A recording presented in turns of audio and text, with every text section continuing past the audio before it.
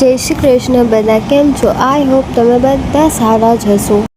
Guys, મારા પર મારા હેર કેવા દેખાતા છે મને નથી ખબર, પણ મારા હેર મને જરાક બી નથી ગમતા. કેમ કે મને બચપનથી મારા મમ્માએ બહુ ટૂંકા બાલમાં રાખેલું, એટલે મને એટલા બધા લાંબા હેર મને નહીં ગમે. એટલે ફાઇનલી મેં સલૂન પહોંચી ગઈ, મને બહુ ગમી. મેમ જોડે એમ તેમ વાત કરી, પછી મને મેમે કીધું કે તમે હેર વોશ કરાવવા માટે બેસી જાઓ. તો મેં ડાયરેક્ટ હેર વોશ, તો મને વિચાર્યો કે એમના જોડે મેં કંઈ મસ્તી કરું. તો મને મસ્તીમાં પૂછે કે બેટા તું એ તારા ઘરે તો કીધેલું છે ને હેર કટિંગ કરવા માટે આવેલી છે? તો મેં કીધું ના, નથી કીધું. તો મારા પર એટલા એ લોકો હશે કે મેં શું કેમ એ લોકોને. ખાલી મેં મારા ભાઈને કીધેલું કે ભાઈ મેં હેર કટિંગ કરાવવા જતી છું તો જરીક ભાઈ પેમેન્ટ કરી દેજે. કેટલી લુચ્ચી કહેવાની, મારા ભાઈ પાસે મેં લૂંટું મેં.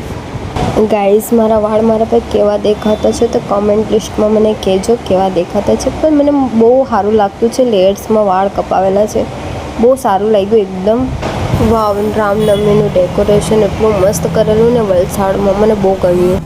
મને મારી ફ્રેન્ડને જોઈને એટલું હસવું આવતું છે ને, એ ગાંડી જેવી એક પેપ્સી માટે રડતી છે અને ખબર નહીં પાછળ તો પેલી મારા માટે ડોગ એટલું ઇમ્પોર્ટન્ટ સ્કેમ બનાવેલ છે, મને બહુ જ ગમે.